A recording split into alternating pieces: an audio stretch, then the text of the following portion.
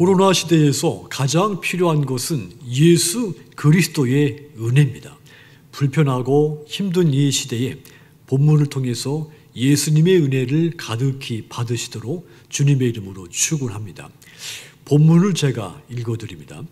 학개서 1장 4절에서 7절까지. 이 성전이 황폐하였거늘 너희가 이 때에 판벽한 집에 거주하는 것이 옳으냐. 그러므로 이제 만군의 여호와가 이같이 말하노니 너희는 너희의 행위를 살필지니라. 너희가 많이 뿌릴지라도 수확이 적으며 먹을지라도 배부르지 못하며 마실지라도 흡족하지 못하며 입어도 따뜻하지 못하며 일꾼이 삭슬 받아도 그것을 구멍 뚫어진 전대에 넣음이 되느니라. 만군의 여호와가 말하노니 너희는 자기의 행위를 살필지니라. 세상을 살면서 진정으로 사모해야 할 것이 무엇인지를 아는 것, 깨닫는 것은 아주 중요한 일입니다. 인생을 살면서 진정으로 사모해야 할 것이 무엇인지 깨닫지 못하면 허무한 것을 사모하다가 결국 허무하게 끝나게 되기 때문이죠. 성경에는 그와 같은 사람들 이야기가 아주 많습니다. 믿는 사람들은 예수님을 통해 얻게 될 은혜를 진정으로 사모해야 합니다. 왜냐하면 예수님의 은혜만이 우리의 구원이며 우리의 참된 평안이기 때문입니다. 그렇다면 이 은혜, 예수 그리스도의 이 은혜를 얻으려면 어떻게 해야 하겠습니까? 가장 먼저는 자신의 행위를 살피는 사람, 그가 예수님의 은혜를 받습니다. 이스라엘 백성들을 보십시오. 하나님이 거하시는 성전이 황폐하게 됐지만 성전이 황폐해진 것에 대해서 그들은 전혀 관심이 없었습니다. 안타까워하지도 않았습니다.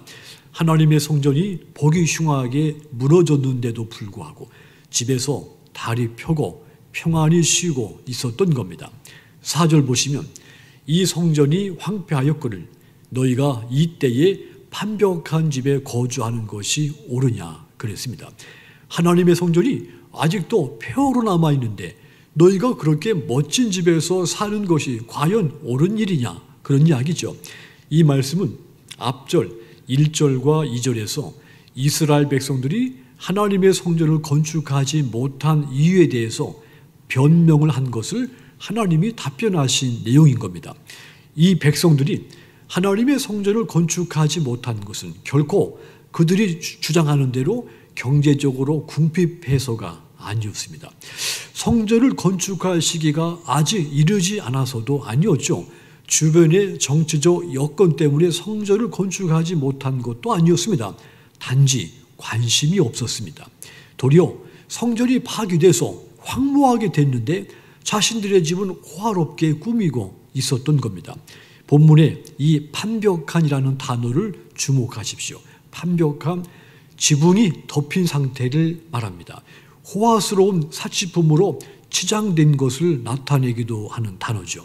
이것은 곧 하나님의 성전이 완전히 회파된 반면 자신들의 집은 완전히 호화로웠다는 것을 알 수가 있는 표현인 겁니다. 한마디로 백성들은 자신들의 집을 화려하게 치장을 하면서도 성전, 하나님이 계시는 성전은 보기 흉할 정도로 회파된 상태를 돌아보지 않았다는 뜻이죠.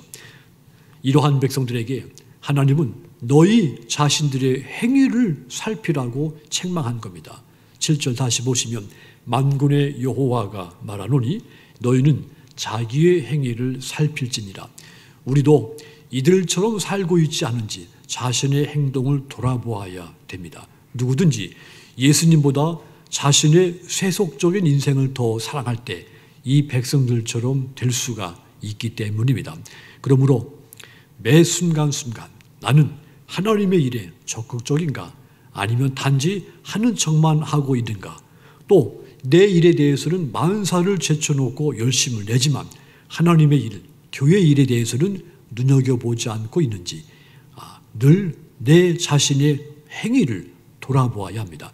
그런 사람이 마침내 예수님의 은혜를 받게 되는 겁니다. 또한 우리가 예수님의 은혜를 받기 위해서는 내 삶의 우선순위를 잘 세워야 됩니다. 우선순위가 잘 세워진 사람이 은혜를 받습니다. 이스라엘 백성들, 하나님의 성전이 황폐해진 것에 대해서는 관심이 없었다고 했습니다. 반면에 자신들의 집이 화려한 것에 대해서 오직 거기에만 관심이 있었다 그랬습니다. 이들은 자신을 위한 삶을 살기에 바빴다는 이야기죠. 9절 끝을 보면 이것이 무슨 까닭이냐, 내 집은 황폐하였으되 너희는 각각 자기의 집을 짓기 위하여 빨랐음이라. 마지막에 빨랐음이라 이 단어를 보시면 이 백성들이 모든 관심과 촉각이 오직 자기들 문제, 자기들 집안의 안위에 쏠려 있었다는 것을 알 수가 있죠. 그들은 하나님의 일, 곧 황폐할 정도로 파괴된 하나님의 성전 건축할 생각하지 않고 오직 자기 만족, 자기 안위를 위해서만 정신을 쏟은 겁니다. 이것은 백성들이 자신들 일에 빠져 하나님의 일을 돌보지 않은 죄를 지은 것이죠. 한마디로 믿음과 삶의 우선순위가 잘못돼 있었던 겁니다. 그래서 그들은 하나님 앞에 책망을 받습니다. 은혜를 받지를 못하게 됩니다. 삶의 우선순위가 잘못된 백성들에게 하나님의 은혜는 사라지고 고통스러운 재난이 들이닥치게 시작이 된 겁니다. 우리가 삶의 우선순위를 살펴서 하나님 먼저, 그리고 내가 나중, 성전 먼저, 그리고 우리 집 나중, 이렇게 우선순위가 정해졌을 때 우리는 은혜를 받는 겁니다. 사랑하는 여러분, 코로나 시대에서 은혜로 살기가 매우 불편하고 힘들지만 그러나 은혜가 아니면 아무것도 아닌 겁니다. 신앙인들이 가장 힘써야 할 것, 예수 그리스도의 은혜입니다. 이 은혜 받기 위해서 범사에 자신의 행위를 끊임없이 살피시고 내 삶의 우선순위에서 하나님과 교회가 우선이 되시도록 부탁을 드립니다. 그리하여 이 코로나 시대에서 가장 은혜로우신 여러분들이 다 되시도록 주님의 이름으로 축원합니다.